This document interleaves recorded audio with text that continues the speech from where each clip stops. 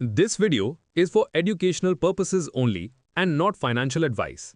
किसी भी investment decision लेने से पहले अपने फाइनेंशियल एडवाइजर से सलाह लेना जरूरी है। नमस्ते दोस्तों, मैं हूं विक्रम और आप देख रहे हैं मार्केट टॉक्स विद विक्रम, जहां हम मार्केट की बात करते हैं लेकिन हमेशा समझदारी के साथ। कल का मार्केट एकदम डायनामिक था, कहीं रेड सिग्नल्स, कहीं रिलीफ रैली और कहीं ग्लोबल हेडलाइंस ने पूरे सेंटिमेंट को हिलाकर रख दिया। लेकिन अब सबका सवाल एक ही है, आज के सेशन में मार्केट किस डायरेक्शन में मूव करेगा। ये सब कुछ डिपेंड करेगा उन्हीं सिग्नल्स पर, जिनको हम आज के वीडियो में डिटेल में डिकोड करने वाले हैं। आज हम बात करेंगे कल के मार्केट के रियल मूड की। निफ्टी, बैंक निफ्टी और सेंसेक्स के क्रूशियल लेवल्स पर नजर डालेंगे और देखेंगे कौन से स्टॉक्स और कंपनीज हेडलाइंस में रह सकती हैं, स्पेशली उनके Q2 रिजल्ट्स के बाद। साथ ही global cues, FII DII activity और आज के की ट्रिगर्स को समझेंगे, ताकि आप अपनी next market move smartly plan कर सके। लेकिन एक बात ध्यान रखिए, मार्केट सिर्फ नंबर्स का गेम नहीं होता। ये सेंटिमेंट, टाइमिंग और साइकोलॉजी का परफेक्ट ब्लेंड है। और आज का सेटअप कुछ ऐसा है जहां एक छोटी सी मूव भी ट्रेडिंग डायरेक्शन को पूरा बदल सकती है। तो वीडियो को लास्ट तक जरूर देखिए, क्योंकि आगे हम डिस्कस करने वाले हैं वो सिग्नल्स जो आज के मार्केट का टोन डिसाइड करेंगे। और ये इनसाइट्स आपको हेल्प करेंगे समझने में कि क्या आज मार्केट कॉशियस ऑप्टिमिज्म के साथ ट्रेड करेगा या सेंटिमेंट एक नए ट्विस्ट लेने वाला है। और हाँ, अगर आपको ये वीडियो इन्फॉर्मेटिव लगती है तो एक लाइक जरूर कर दीजिए। कमेंट में अपनी ओपिनियन लिखिए, मुझे सच में अच्छा लगता है जब आपके थॉट्स पढ़ता हूं। और वीडियो को शेयर भी करिए उन लोगों के साथ जो मार्केट या ग्लोबल न्यूज में इंटरेस्ट रखते हैं। आपका एक सब्सक्राइब लिटरली मेरे लिए मोटिवेशन का काम करता है। वहीं एनर्जी मिलती है रोज नई एनालिसिस बनाने की और ज्यादा यूजफुल कंटेंट आप तक पहुंचाने की। कल का मार्केट देख के लगता है कि थोड़ा सा मूड डाउन था। निफ्टी 50 और सेंसेक्स दोनों ही रेड में क्लोज हुए, मतलब कि लोग थोड़ा कॉशियस थे आज के लिए और टेंशन का इफेक्ट साफ नजर आ रहा था। लेकिन हाँ, बैंक निफ्टी ने थोड़ी हिम्मत दिखाई और हल्की सी गेन कैप्चर की, मतलब कि सब सेक्टर्स इक्वल नहीं रिएक्ट कर रहे थे आज। निफ्टी 50 सुबह खुला 25,238.15 पे, हाई था 25,267.30 और लो गया 25,177.30 तक, और फाइनली क्लोज हुआ 25,227.35 पे, मतलब ऑलमोस्ट 0.5% डाउन था। छोटा सा डेंट, पर फील हुआ कि लोग सेल कर रहे थे मिड सेशन में। फिर थोड़ी रिकवरी आई और लास्ट आवर में फिर से प्रेशर आ गया। ये मूड का रोलर कोस्टर था भाई। बैंक निफ्टी खुला 56,633.10 पे, हाई गया 56,700 और लो 56,200 तक टच हुआ, और फाइनली क्लोज हुआ 56,625.10 पे, मतलब लगभग फ्लैट, हल्की सी प्लस के साथ। मतलब कि बैंकिंग सेक्टर में लोग रिलेटिवली कॉन्फिडेंट थे और स्टेबिलिटी दिखा रहा था, जो ओवरऑल मार्केट को थोड़ी कंफर्ट फील दे रहा था। सेंसेक्स खुला 82,352.51 पे, हाई 82,500.82 और लो 82,200 तक गया, और क्लोज हुआ 82,327.05 पे, ऑलमोस्ट सेम निफ्टी की तरह, थोड़ा सा डाउन। ओवरऑल नेगेटिव सेंटिमेंट था, लोग कॉशियस थे, थोड़ी हेजिटेशन दिखी ट्रेडिंग में। कल का मूड कुछ ऐसा था कि ग्लोबल फैक्टर्स ने थोड़ा टेंशन क्रिएट किया। अमेरिका और चाइना के ट्रेड टेंशंस का इम्पैक्ट डायरेक्टली मार्केट पे फील हुआ था, मतलब लोग रिस्क लेने से हेजिटेट कर रहे थे। और ये भी था कि ग्रोथ एक्सपेक्टेशंस थोड़ी वीक लग रही थी, कॉर्पोरेट अर्निंग्स में कुछ सॉफ्टनेस दिख रही थी, मतलब इन्वेस्टर्स थोड़ा नर्वस फील कर रहे थे। आईटी सेक्टर ने कल थोड़ा वीक परफॉर्मेंस दिखाया, जैसे कि कोई वार्निंग सिग्नल हो, लोग कॉशियस हो गए, सेल ज्यादा हुआ। और बैंकिंग ने थोड़ी रिलीफ दी, मतलब कॉन्फिडेंस का थोड़ा डोज आया, इसीलिए बैंक निफ्टी ने फ्लैट या हल्की गेन कैप्चर की। तो चलिए शुरू करते हैं आज का प्री मार्केट इनसाइट। अगर थोड़ा और ओवरऑल पिक्चर देखें तो आज का सेटअप इंटरेस्टिंग लग रहा है। मतलब एक तरफ ग्लोबल मार्केट्स ने रिबाउंड दिखाया है और दूसरी तरफ हमारा गिफ्ट निफ्टी थोड़ा सा फ्लैट जोन में अटका हुआ है। गिफ्ट निफ्टी 25,305 के आसपास ट्रेड कर रहा है, बस हल्का सा स्लिप, सिर्फ -0.01% का मूव। मतलब कि कोई पैनिक नहीं है, पर एक थोड़ा सा वेट एंड वॉच मूव जरूर दिख रहा है। वहीं यूएस साइड पे सीन बिल्कुल रिवर्स था। डाउ जोन्स में जबरदस्त बाउंस +1.29%, नैस्डैक ने तो पूरा गियर चेंज कर लिया +2.21% के साथ, और S&P 500 भी +1.56% ऊपर था। मतलब टेक और ग्रोथ स्टॉक्स में वापस से सॉलिड बाइंग देखी गई। अब यहां से ही सेंटिमेंट शिफ्ट आ गया और ऑनेस्टली ग्लोबल ऑप्टिमिज्म वापस सेट हो गया। अब जब इसको हम अपने डोमेस्टिक क्यूज के साथ कनेक्ट करते हैं तो एक कॉशियसली पॉजिटिव मूड बनता हुआ दिख रहा है। मतलब पॉजिटिविटी तो है, लेकिन पूरी सर्टेनिटी नहीं, थोड़ा सा गार्ड अप रखने वाला सेटअप। और हाँ, अगर फ्लैशबैक में जाएं तो पिक्चर और क्लियर होती है। पिछले फ्राइडे को यूएस मार्केट्स लिटरली टूट गए थे, ट्रंप ने चाइना पे 100% टैरिफ लगाने की धमकी दी थी और बस मार्केट्स ने एकदम से सेल ऑफ शुरू कर दिया। डाउ लगभग 878 पॉइंट्स गिरा, S&P 500 2.7% डाउन और नैस्डैक ने तो 3.6% तक लूज कर दिया था। एकदम से फियर जोन में चले गए थे लोग। फिर ट्रंप ने एक ट्वीट डाल दिया, don't worry about China, it will all be fine. बस सेंटिमेंट इंस्टेंटली रिवर्स, एक रिलीफ रैली ट्रिगर हो गई, जैसे कि इन्वेस्टर्स ने थोड़ा सा सांस लिया हो, और तब से ही यूएस मार्केट्स में रिकवरी मोमेंटम बन गया है। तो जब यूएस में ऐसा रिबाउंड हुआ है और गिफ्ट निफ्टी में सिर्फ थोड़ा सा हेजिटेशन है, तो लगता है कि इंडियन मार्केट भी थोड़ा ग्लोबल ऑप्टिमिज्म का फायदा उठा सकता है। शायद एक माइल्ड पॉजिटिव स्टार्ट दिखे, और अगर ग्लोबल क्यूज स्टेबल रहे तो इंट्राडे में सपोर्ट मिलता रहेगा। बस एक छोटी सी कॉशन ये है कि अगर चाइना यूएस ट्रेड टेंशंस फिर से गर्म हुए या ट्रंप ने फिर से कोई अनप्रिडिक्टेबल स्टेटमेंट दे दिया तो सेंटिमेंट वापस फ्लिप हो सकता है। साथ ही सीपीआई, इन्फ्लेशन और कॉर्पोरेट अर्निंग्स का सीजन भी नियर है, तो वॉलेटिलिटी का फैक्टर इग्नोर नहीं कर सकते। तो ओवरऑल मूड यही लग रहा है कि मार्केट कॉशियसली पॉजिटिव रहेगा।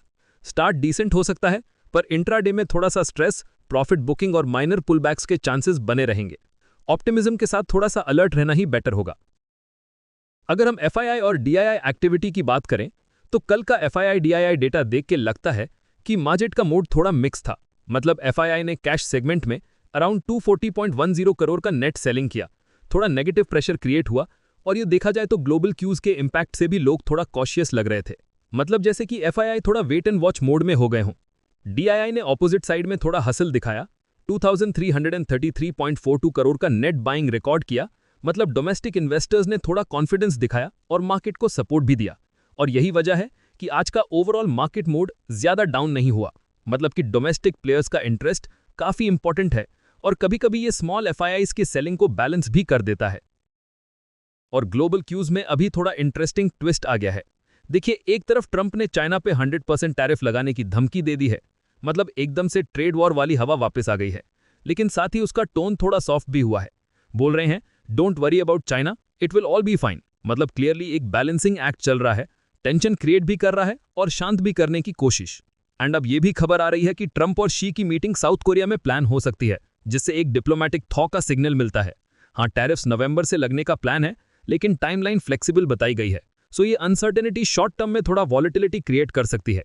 बैंक ऑफ इंग्लैंड के गवर्नर ने भी एक वार्निंग दे दी है, कह रहे हैं एसेट प्राइसेस का अबनॉर्मल सर्च सिस्टम को शॉक के लिए वल्नरेबल बना रहा है। मतलब अगर कहीं भी ग्लोबल लेवल पे पैनिक हुआ तो चेन रिएक्शन फास्ट हो सकता है। So safe haven assets like gold silver में थोड़ा फ्लो जा सकता है, रिस्क एसेट्स में थोड़ा प्रेशर। और वैसे भी सिल्वर का सप्लाई क्रंच इंडिया में ऑलरेडी दिख रहा है, प्रीमियम पे ट्रेड हो रहा है, मतलब डिमांड सॉलिड है पर सप्लाई टाइट। इससे भी सेफ हेवन सेंटिमेंट थोड़ा और स्ट्रांग हो सकता है। कुछ लोग रिस्क से निकल के मेटल साइड जा सकते हैं। अब थोड़ा डोमेस्टिक फ्रंट पे आते हैं। एफपीआईज फाइनली वापस खरीदारी मोड में आ गए हैं। अराउंड 3200 करोड़ के आसपास का इनफ्लो हुआ है रीसेंट सेशंस में, और ये जेन्युइनली एक पॉजिटिव सिग्नल है, क्योंकि अगर फॉरेन मनी वापस आ रही है तो मार्केट में थोड़ा कॉन्फिडेंस बिल्ड होता है। लेकिन सब कुछ रोजी नहीं है। स्टील सेक्टर में वीक डिमांड के कारण छोटे प्लेयर्स प्रोडक्शन कट कर रहे हैं, प्राइसेस प्रेशर में है और इन्वेंट्री बढ़ रही है। सो इंफ्रा और कंस्ट्रक्शन स्टॉक्स में थोड़ा डलनेस आ सकता है। गवर्नमेंट साइड से एक लॉन्ग टर्म स्टेप भी आया है, रेयर अर्थ और क्रिटिकल मिनरल्स के लिए नेशनल स्टॉकपाइल बनाने की प्लानिंग। ये मूव फ्यूचर फेसिंग है, क्लीन एनर्जी और ईवी सेक्टर्स के लिए पॉजिटिव सेंटिमेंट क्रिएट कर सकता है। और हाँ, आईपीओ सीजन भी फुल स्विंग में है। अक्टूबर में लगभग $5 बिलियन की लिस्टिंग्स एक्सपेक्टेड हैं, जिसमें टाटा कैपिटल सबसे प्रोमिनेंट नाम है। लिक्विडिटी मार्केट में बनी रहेगी, बस कंडीशन यह है कि वैल्यूएशंस रीजनेबल हों। और अब सबकी नजर इन्फ्लेशन डेटा और Q2 अर्निंग्स पे हैं। सीपीआई WPI नंबर्स आने वाले हैं, और आईटी बैंक्स जैसे बड़े सेक्टर्स के रिजल्ट भी। ये दोनों ही डिसाइड करेंगे कि नेक्स्ट मूव क्या होगा। सो शॉर्ट में बोलूं तो सेंटिमेंट मिक्स्ड है, बट थोड़ा सा टिल्ट पॉजिटिव साइड में है, लेकिन कॉशियस ऑप्टिमिज्म के साथ। अब निफ्टी 50, बैंक निफ्टी और सेंसेक्स के इंपॉर्टेंट सपोर्ट और रेजिस्टेंस जोन्स की बात करते हैं। तो निफ्टी का आज का सीन थोड़ा क्लियर हो रहा है। सपोर्ट लेवल के अराउंड मार्केट का बिहेवियर इंपॉर्टेंट है देखने के लिए। मतलब कि 25,164 से लेके 25,101 और फिर 25,049 तक अगर प्राइस गिरता है तो ये एरिया आपके लिए एक जोन है जहां बायर्स आ सकते हैं। मतलब लोग सोच रहे होंगे कि यहां से थोड़ी बाइंग किक इन हो सकती है, और हाँ, थोड़ा नीचे भी टेस्ट हो सकता है, पर ये लेवल्स जनरली मार्केट को होल्ड करते हैं। रेजिस्टेंस की तरफ भी थोड़ी टेंशन है। ऊपर जाने के लिए 25,279, फिर 25,331 और फाइनली 25,394 तक लेवल्स हैं। मतलब ये वो स्पॉट्स हैं जहां पे सेलर्स वेट कर रहे होते हैं और प्राइस को पुश बैक कर सकते हैं। मतलब कि अगर निफ्टी इन लेवल्स को क्रॉस कर पाया तो मोमेंटम मिल सकता है, पर अगर फेल हुआ तो वापस नीचे आ सकता है और ये शॉर्ट टर्म ट्रेडर्स के लिए थोड़ा ड्रामा क्रिएट करेगा। बैंक निफ्टी का सीन आज काफी इंटरेस्टिंग लग रहा है। सपोर्ट लेवल्स के अराउंड थोड़ा ड्रामा देखने को मिल सकता है, मतलब कि 56,378 से लेके 56,113 और फिर 55,934 तक अगर प्राइस नीचे गया तो ये जोन काफी स्ट्रॉन्ग बायस का इंटरेस्ट दिखाता है। मतलब लोग सोच रहे होंगे कि यहां से थोड़ी बाइंग किक इन हो सकती है, और हाँ, कभी कभी थोड़ा नीचे टेस्ट भी हो जाता है, पर ओवरऑल ये लेवल्स मार्केट को होल्ड करते हैं। ऊपर की तरफ भी थोड़ा टेंशन है। रेजिस्टेंस लेवल्स 56,821, फिर 57,108 और फाइनली 57,265 तक लेवल्स हैं। मतलब ये वो स्पॉट्स है जहां पे सेलर्स थोड़ा टाइट होकर प्राइस को पुश बैक कर सकते हैं, और अगर ये लेवल्स क्रॉस हो गए तो मोमेंटम मिल सकता है। मतलब इंट्राडे ट्रेडर्स के लिए थोड़ा एक्साइटमेंट क्रिएट होगा, पर अगर फेल हुआ तो वापस सपोर्ट टेस्ट करने का चांस भी आ जाता है। सेंसेक्स का सीन आज काफी डेलिकेट लग रहा है। सपोर्ट के अराउंड काफी टेंशन है। मतलब 82,101 से लेके 81,874 और फिर 81,705 तक अगर प्राइस नीचे गया तो ये जोन आपके लिए एक स्ट्रॉन्ग बाइंग इंटरेस्ट दिखाता है। मतलब लोग सोच रहे होंगे कि यहां से थोड़ी डिमांड किक इन हो सकती है, और हां, कभी कभी थोड़ा नीचे भी टेस्ट होता है, पर ये लेवल्स जनरली मार्केट को होल्ड करते हैं। ऊपर की तरफ भी थोड़ी अलर्टनेस चाहिए। रेजिस्टेंस लेवल्स 82,496, फिर 82,665 और फाइनली 82,891 तक है। मतलब ये वो स्पॉट्स हैं जहां सेलर्स एक्टिव होकर प्राइस को पुश बैक कर सकते हैं, और अगर ये क्रॉस हो गए तो मोमेंटम मिल सकता है। मतलब इंट्राडे ट्रेडर्स के लिए थोड़ा एक्साइटमेंट क्रिएट हो सकता है, पर अगर फेल हुआ तो वापस सपोर्ट टेस्ट करने का चांस भी आ जाता है। आज का स्टॉक्स वॉच का सीन थोड़ा इंटरेस्टिंग लग रहा है। मतलब मार्केट में कुछ बिग नेम्स हैं जो हेडलाइंस में हैं और जिन पे फोकस रहना चाहिए, और अगर आप एक्टिवली ट्रेड कर रहे हैं या देख रहे हैं तो ये लिस्ट काफी यूजफुल हो सकती है। रिजल्ट्स आज आने वाले हैं। Tech Mahindra, ICICI Lombard General Insurance, ICICI Prudential Life, Aditya Birla Money और पर्सिस्टेंट सिस्टम्स पे नजर रखिए। ये कंपनीज के नंबर्स आने के बाद मार्केट में शॉर्ट टर्म मूव्स हो सकते हैं, स्पेशली आईटी और इंश्योरेंस स्पेस में। HCL टेक्नोलॉजीज का Q2 कंसोलिडेटेड नंबर्स भी आज हाईलाइट में है। Profit flat ₹4,235 crore, revenue 10.7% growth के साथ 31,942 करोड़, ईबिट थोड़ा ऊपर 3.5% ₹5,550 करोड़ पे, लेकिन मार्जिन गिर के 17.4% हुआ। डॉलर टर्म्स में रेवेन्यू 5.8% जंप देखा गया, और टीसीवी यानी न्यू डील विंस 15.8% ग्रो हुआ $2,569 मिलियन तक। कंपनी ने ₹12 पर शेयर का इंटरिम डिविडेंड भी अनाउंस किया। First half revenue growth 21.7% 59,084 crore पे रही, और प्रॉफिट स्टेडी रहा ₹8,409 करोड़ पे। FY26 गाइडेंस में company 3 to 5% constant currency revenue growth और 17 to 18% ईबिट मार्जिन एक्सपेक्ट कर रही है। आनंद राठी वेल्थ Q2 में प्रॉफिट 30.9% जंप करके 999 करोड़ और रेवेन्यू 22.6% ग्रो करके 297.4 करोड़ हुआ। ₹6 पर शेयर इंटरिम डिविडेंड भी अनाउंस हुआ। RBL बैंक का भी न्यूज़ इंटरेस्टिंग है। एमिरेट्स NBD ने डिस्कशंस किए हैं 51% स्टेक अक्वायर करने के लिए। ये न्यूज़ मार्केट में सेंटिमेंट पे काफ़ी इंपैक्ट डाल सकती है बैंकिंग सेक्टर में। KEC इंटरनेशनल ने 1,174 करोड़ के न्यू ऑर्डर सिक्योर किए इंडिया और मिडिल ईस्ट में, और YTD ऑर्डर इनटेक अब 14,000 करोड़ तक पहुंच गया। इंफ्रास्ट्रक्चर सेक्टर में ये सॉलिड सिग्नल है। लोढ़ा डेवलपर्स ने बैंगलोर में 8.37 एकर्स का लैंड एक्वायर किया। चैतन्य बिल्वा को होल्ली ओन्ड सब्सिडरी बनाया। रियल एस्टेट स्पेस में फोकस काफी हाई है। केफिन टेक्नोलॉजीज ने एसेंट फंड सर्विस सिंगापुर का 51% स्टेक एक्वायर किया और अब सोल प्रोमोटर बन गए हैं। फंड मैनेजमेंट या फिनटेक स्पेस में यह न्यूज रेलेवेंट है।